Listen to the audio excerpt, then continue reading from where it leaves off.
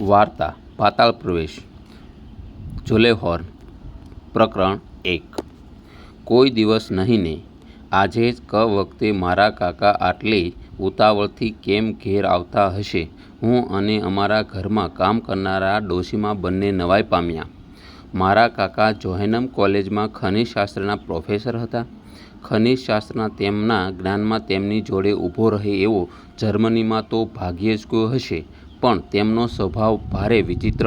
ઘડી ઘડીમાં મગજ તપી જાય. પોતાના વર્ગમાં છોકરાઓ સાંભળે છે કે નહીં, તેઓ નિયમિત આવે છે કે નહીં, તેમના તરફ તે કદી ધ્યાન આપતા નહીં. વર્ગમાં એક પણ વિદ્યાર્થી ન હોય છતાં તેમનું ખનિજશાસ્ત્ર પરનું ભાષણ ચાલે તો તેમાં નવાઈ નહોતી. તેઓ છોકરાઓને ભાષણ નહોતા આપતા, પણ પોતાની જાતને ભાષણ તેઓ આપતા હતા. તેઓ આત્મલક્ષી પ્રોફેસર હતા. વળી બીજું દુઃખ એ હતું કે તેમની જીભ જરા થોથવાતી, અને ખનિજશાસ્ત્ર જેવા વિષય ઉપર બોલવું તેમાં તો જડબાતોડ શબ્દો ઉપરાઉપરી આવે. એવા શબ્દો જ્યારે પોતાની જીભથી તેઓ બરાબર સ્પષ્ટ ઉચ્ચારી ન શકે ત્યારે તેઓ પોતાની જાત ઉપર ખૂબ ખીજાતા, અને તેમની એ ખીજાયેલી સ્થિતિ જોવા માટે જ ઘણા વિદ્યાર્થીઓ પોતાના વર્ગમાં આવતા. પણ તેમની વિદ્વાનતા વિશે એ જ છોકરાઓમાં તેમનું ખૂબ માન હતું. ઉતાવળમાં ને ઉતાવળમાં તેઓ ખનિજશાસ્ત્રના યોગ મંદિરની અનેક ચીજો તોડી નાખતા, પણ કોલેજના ઉપરીઓ તે પણ નિભાવી લેતા. તેમણે ખનિજશાસ્ત્ર પર એક પુસ્તક લખીને બહાર પાડ્યું હતું, અને તેના વખાણ દરેકે દરેક જગાએ થતા હતા. જોકે એ પુસ્તકનો બંધામણી ખર્ચ પણ હજુ સુધી તેના વેચાણમાંથી નીકળ્યો નહોતો. આજે મારા કાકાનો મિજાજ મને ઠેકાણે લાગ્યો ન હતો. તેમણે આવે વખતે કંઈ પૂછવું એ મારા માટે અથવા ડોશીમા માટે સહી સલામત નહોતું.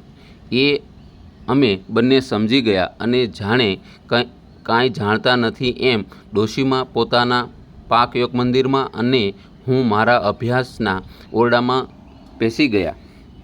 થોડી વારે તેમના ભારે જોડાનો ધબધબ અવાજ અમારા ઘરના જૂના દાદરના પગથિયા ઉપર થવા લાગ્યો, અને બીજી ક્ષણે વીજળીની જેમ પ્રોફેસરની ઊંચી મૂર્તિ મારા ઓરડામાંથી પસાર થઈ ગઈ. તેઓ સીધા પોતાના અભ્યાસગૃહમાં ગયા. લાકડી ખૂણામાં ફગાવી અને હેટ ટેબલ ઉપર પછાડી તેમણે બૂમ મારી, "એક્સેલ, જલ્દી અહીં આવ." હું હજુ ઊભો થાવ ન થાવ ત્યાં તો ફરી બૂમ આવી, "કેમ હજુ ન આવ્યો? સાંભળતો નથી કે?" અને જાણે કોઈ મને પાછળથી ધક્કો માર્યો હોય તેમ હું તેમની પાસે પહોંચી ગયો. એક ઊંચો પડછંદ માણસ મારી સમક્ષ ખડો થયો. તંદુરસ્ત શરીર, જુવાનીની છટા, ચશ્મા પાછળ ચંચળ ગતિથી ફરતી આંખો, લાંબુ પાતું અણિયાળું નાક.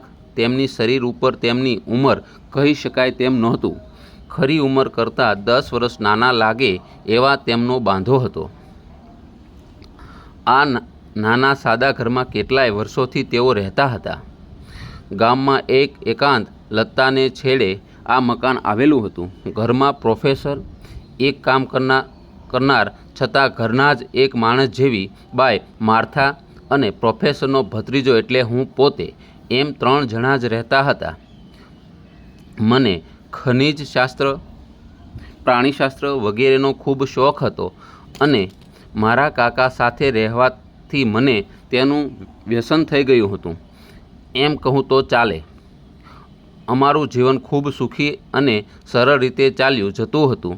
તેમનો મિજાજ ખૂબ ગરમ હોવા છતાં તેમનો મારા પ્રત્યેનો પ્રેમ અગાધ હતો. એક કુટેવ એ હતી કે તેમને કોઈ દિવસ નિરાંત ન હોય. હંમેશા એ ઉતાવળમાં જ હોય. આજે પણ એ ઉતાવળની ઘૂરીમાં તેમણે મને, હું તેમની પાસે પહોંચી ગયો, બૂમ મારીને હું તેમની પાસે પહોંચી ગયો.